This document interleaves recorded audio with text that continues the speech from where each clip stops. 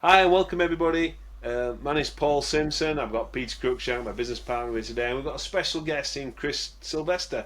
You're at the TBH Mastermind, and we're here to speak about interesting people and their journeys.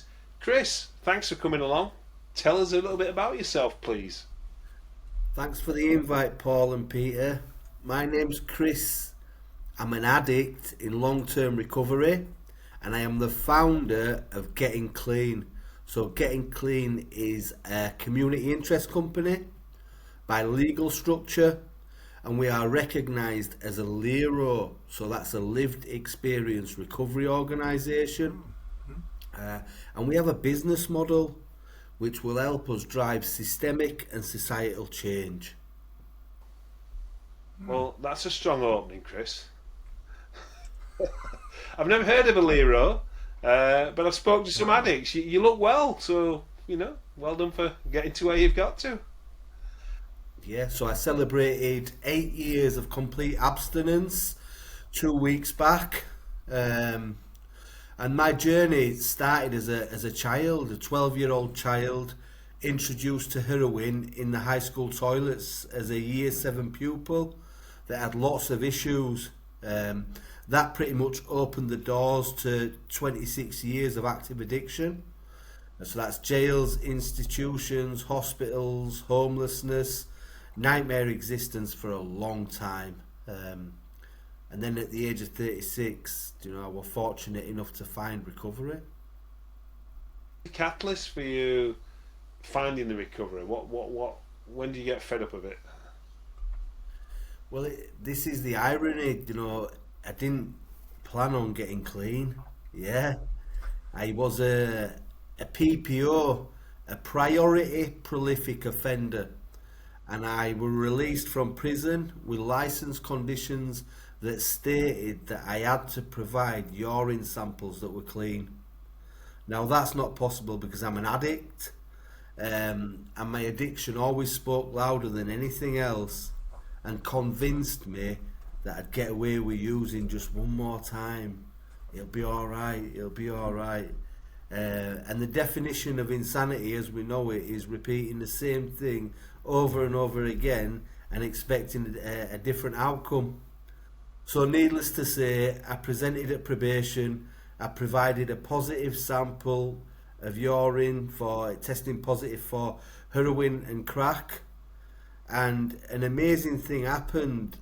Rather than fixed term recalling me back to prison for 2 years, my probation officer suggested that I attend a mutual aid meeting, a peer to peer support meeting, a lived experience meeting. Now, this were of the anonymous variety. So, a 12-step meeting, and my head straight away said, there's going to be nobody there like you, Chris. There's going to be nobody that's been in and out of prison like you, that's been involved in crime like you, and that's lived the life that you have. It's not going to work. But I saw it as a way to avoid being recalled back to prison. And if I'm completely honest, I thought that my probation officer had gone mental because I knew what anonymous meant. You know what I'm saying? So she said, "Why don't you go to this anonymous meeting?" I'm thinking she could recall me back to prison, but she's sending me to a meeting where she don't even know if I've been or not. So I was like, obviously I'm gonna go. And I went, and such an amazing thing happened. Somebody from my past that had a lot of credibility actually opened the door to that meeting. Now this guy, he used to sell weights of crack to me to sell. So I used to break up. I used to get like ounces and half ounces from him, break them up into like £10 wraps, and then I'd basically I'd sell that myself to fund my habit. Now I didn't know that this guy even used substances. I thought he might have partied recreationally, but I didn't think that he'd been smoking crack. And he developed psychosis. He tried committing suicide, and he'd been guided into this fellowship, this 12-step fellowship. And he was person that made it real and credible, and it were different. And what were really different about it was I was sat around people that had the same experience of me. They had the courage to communicate what were going on. They were honest about their feelings, about their inadequacies, about their fears. For years, I'd worn masks and I wasn't able to communicate. I didn't have the ability to, you know what I'm saying? And then I was surrounded by people that had this. They had a solution, and it seemed so attractive, and I embraced it. Well, clearly, 8 years on and 2 weeks, it's enabled you to bring it back to the people. So, can I ask you a really personal question? So, from being Yeah. 12, 13-year-old kid at school to being a 36-year-old man who's just lived that, that life, how how do you convince yourself to keep going? How it must be so difficult, week in, week out. How do you keep going? In respect In of, respect of, did you think it was shit what you were happening in your life, or was it that was just life? oh, I was so powerless. So inactive addiction. I was resigned to the fact that I was gonna die that way. Now, that moment around the time that I were introduced to this mutual aid sort of fellowship, this 12-step fellowship, I'd just been hospitalised. I had a cellulitis infection. My leg had swelled up and I couldn't bear weight. I'd been injecting in my groin, and my leg were red raw. I couldn't stand up straight, and I'd been rushed into hospital, and they thought that I was going to lose my leg. They thought it was going to be amputated. They thought I had a DVT, which meant that potentially I could die. And like I would resign to the fact that that was my life.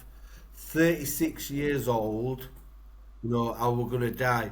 And the crazy thing is, when they admitted me to hospital, they put a cannula in, Mm. and my head straight away said, "You can use this to inject. You don't have to inject in your Yeah. groin. You can inject in this cannula. You'll be all right. It's all right." Because my head always convinces me that things are gonna be all right, because that's where my addiction is. So, like, I was that powerless to my addiction. Any time that I were able to obtain an amount of substances that helped me avoid the reality that I were in, that were how I marked my success. That were an achievement. That were like reaching Everest, the summit of Everest. Every time, that's all I had to do. My life was mapped out for me. My sole objective was to obtain enough drugs to escape reality. You know, Chris, talk to us about the community interest company. Did you say Leroy? Leroy. Leroy. Yeah, yeah. Tell us about Leroy and its Yeah. a lived experience. Just explain that. Yeah, so I didn't even know what it was, a LERO, because it's a known entity.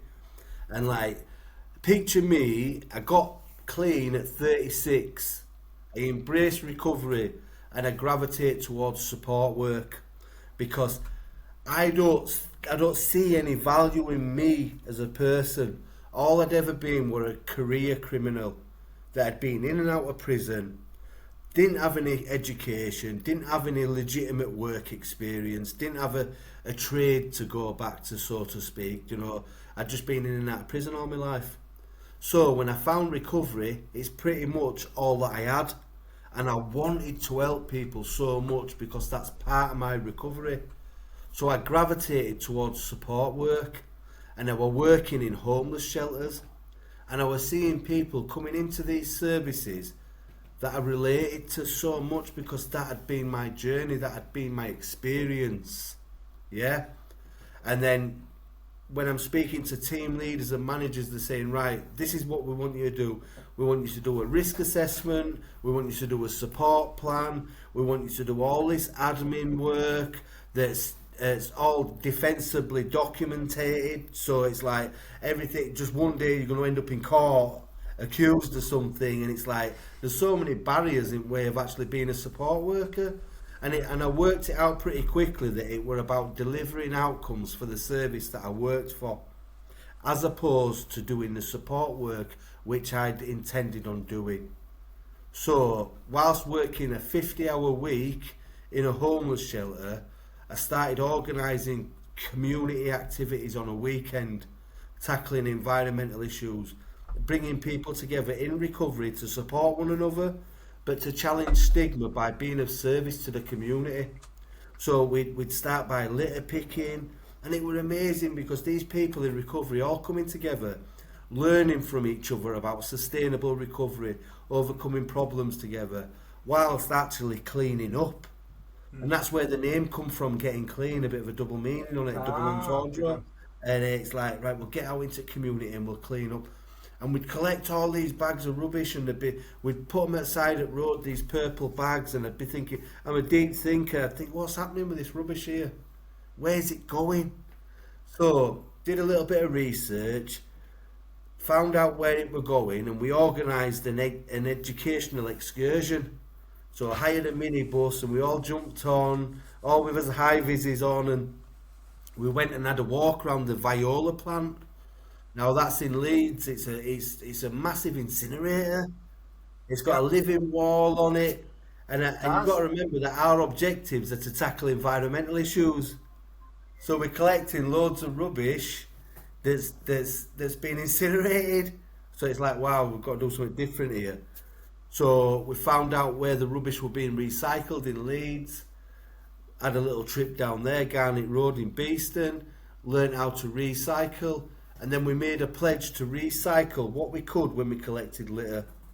As the group started to grow, we started creating wildflower meadows, doing conservation projects, looking after the environment, because recovery's taught me that we're products of our environment. You know what I'm saying? So, and as the group started to grow even more skills were available.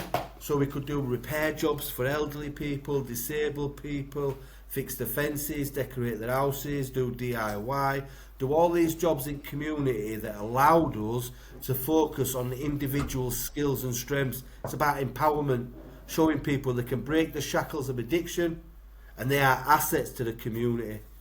And it's at this time that I found the independent drug review that were written by Dame Carol Black that highlighted the importance and significance of LERO activity in community.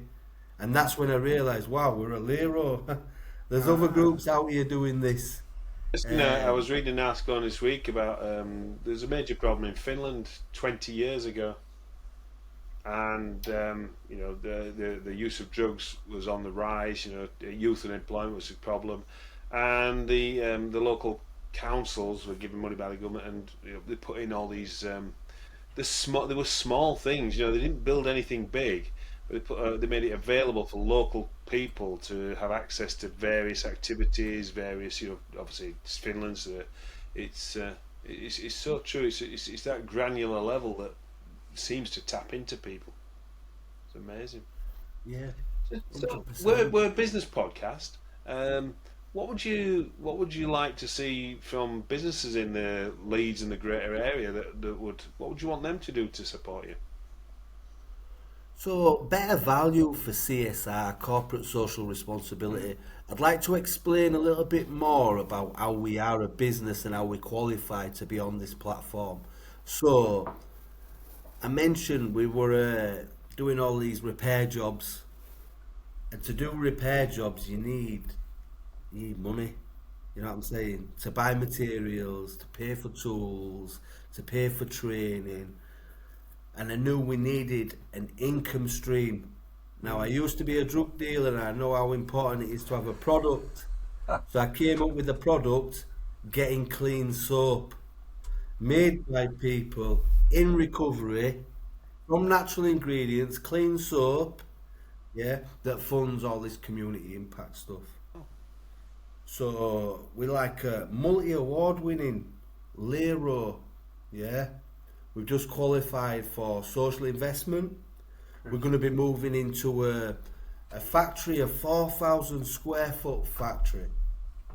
And we have a vision to be able to support other LEROs, because no other LEROs have a solid business plan like us. We're going to support LEROs nationally with a profit for purpose model, like Who Gives a Crap toilet paper. Yeah. Yeah. So So, we're going to pledge to employ people that are in recovery, and then we're going to donate money to other LEROs nationally. And where possible, we're going to help these LEROs develop, looking at our blueprint, what's helped us, yeah, and the fundamentals of that, the three factors: community, recovery, enterprise for sustainability. Where is this? Is So this is this bars of soap? Is it liquid soap? Where can you get it? bars of soap, life changing soap, bro, life changing soap. A bar of soap that reduces crime and grime at the same time. You know what I'm time. saying? Very good. Poet, natural poet as well, coming out there. Yeah. So So, when did the CIC come into existence? That's excellent. Turning Ah. around, let's have a look. Yeah, oh, that's great. Thank lavender and yang yang. Ooh, that'll be nice. So that soap is made from olive oil, coconut oil, and castor oil, natural essential oils, natural exfoliants, then packaged in sustainable materials. We buy it. Online or from market stalls. So you can reach us at www.gettingclean.co.uk. Works You can that, doesn't it? purchase That's online. perfect. Yeah. Sorry, Peter. What did you Uh, ask? Sorry, Peter. I was going to say, Chris, you became a CIC, a community interest charity. Yeah. Yeah. So a KIC, a community interest company, is very similar to Yeah. a charity, but the thing is we don't get a registered charity number, so we Right. pay tax. But the thing that makes us different is we can provide services and products, whereas Yeah. a charity can't. A charity. Now, has I'm to a trustee of a fundraise. charity in Hare Hills that's about educating local people about growing vegetables and plants. Yeah. But they just provide teaching and workshops and that sort of stuff. They don't sell anything. Yeah. Yeah, so I'm a trustee of that. So do you have trustees or directors? So we've got a board of directors, but we're kind of on a journey now where we're going to split the enterprise. So Getting Clean is going to be focused solely on making soap, getting clean soap. Yep. And then outside of that, we're going to have a charity that delivers all the impact, all the community work, all the recovery stuff. And we've just been approached by Leeds City Council now. And this is the beauty of it. So we go back to 4 years ago when it all started, when I was working in homeless shelters and I was saying that there's a different way of supporting people. This isn't working. Now the council have actually approached us directly to engage with people that are homeless in partnership with other services, so they recognise the value of lived experience in its own right. So there's lots of exciting things that are developing. Going back to your first question about what businesses could do, and when I spoke about the true meaning of corporate social responsibility, I feel like a lot of things are tokenistic, and I feel like the big names give you quick wins, help you tick boxes and say, yeah, we've done this, we do that, we do this. It's about grassroots. It's about making a difference in communities. You know, I get that you've got your Amazons that are focused on their ESG and the social responsibility and all this lot, but it's not real. Half of it's not real. For me, I'm a realist, yeah, and our outcomes are real, yeah. It's not just to tick a box and make. We're about rebuilding communities. We're about creating opportunities, pathways to employment, reducing crime, tackling environmental issues, and ultimately, like I say, rebuilding communities. So, what do I think businesses can do better? Focus on supporting organisations that need the support. Brilliant. The interesting bit is those businesses get staff, customers, suppliers from the community that you're in. So they want a healthy, vibrant community, or else they suffer. Yeah. Chris, that's most amazing, is that? So, obviously, you talk about your journey, and my goodness, I hope you manage to spread it further than Sonny Hunsler and beyond. How are you going to get that message out there? What's your conduit to get this amazing message out there? Well, I think this is a prime example of how we start, isn't it? So we start by sort of these podcasts, engaging people. We have an approach to a marketing strategy, which is going to help us go viral. So we recently featured on the Sunday Times top subscriptions for 2025. Wow. And the research that were done, it was done by Visa, yeah, and they looked at spending habits, and they did a bit of homework for us. So we looked at it, because we're about scalability, we're mission to metrics. Our customer, in the customer that we're getting on these craft fairs, it's Gen Zs, because they live by subscription, yeah. They do. So, targeting that demographic, we have a clever marketing campaign that's going to see me become a bit of an internet sensation. To the Gen Zs. You know one better. Yeah, so picture me in a shower cap, a mobile shower, up and down the country, yeah, Soap. Covered in soap. talking to people about clean soap. You see, there's so many hidden chemicals in your products. People are being conditioned to buy things that are no good for them.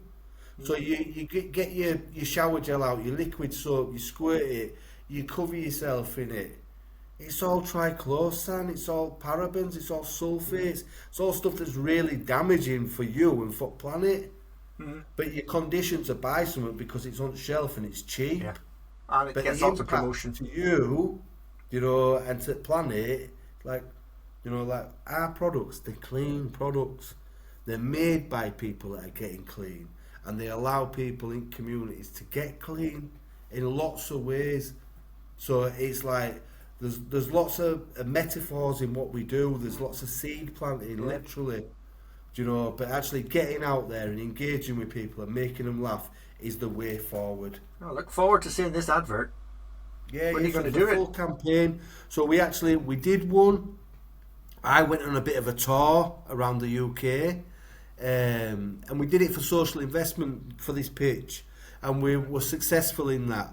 But it's going to cover a rebrand, so we're going to actually rebrand when we've moved. We're going to have a soft launch and then go hard launch. Yep. We've managed to get a cult figure, a comedian involved. Now, I'm not going to mention any names. Secret. Yeah, I'm not going to mention any names. But this guy is so appropriate for the brand and for what we're going to do. And what we're talking, seriously, we're going to drive systemic and societal change. Yeah? We're going to do it in such a way where people, all they have to do, is wash their hands, get in the shower, have a good scrub. So I often see, you see homelessness, you see drugs everywhere, and it feels overwhelming to be able to even begin to solve the problem. But you're absolutely on the money here, aren't you? You're right at a very ground level, and that's where it needs to come from. I admire you, my man. Well done. Fantastic. Thank you. Fantastic. So do you go around and do talks to So community now and groups? again, I mean, like, I have done it. We have done. I sat outside of Matt Willis, if you know him. He's in recovery. We were talking. He was in a band called Busted. He does. Oh, yeah. Him and his missus. What's she called? Emma Willis. So that They do. Yeah. fantastic program is that? Yeah. So I was sat outside of him last year at Leeds International Festival of Ideas, sort of on a panel talking about how we'd speak about addiction, and we tried to get out and raise our profile as much as possible by speaking at events and letting people know the value of what we offer as a LERO, as an organisation that's sort of rebuilding communities. So yeah. Why did you have a spot? Did you have... Looking for investment or sponsors? What we asked you what business is going to do. What are you looking for? So yeah, most definitely we're looking for sponsorship, support, endorsement, however that looks. So at minute we're in this position where we are using the funds that we have to demonstrate that we can turn a profit. And then in the future, you know, like the legal structure and that's to be understood in depth. The best lesson that I ever got taught: if you want a sausage, see the butcher. My dad taught me that.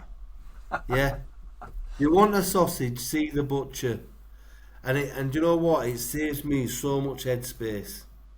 It saves me so much worry in trying to be the butcher. You know what I'm saying? So I just link in with people with good credibility, good reputation, people that are experts in their fields and sectors, and I know what I can offer and I know what I can bring.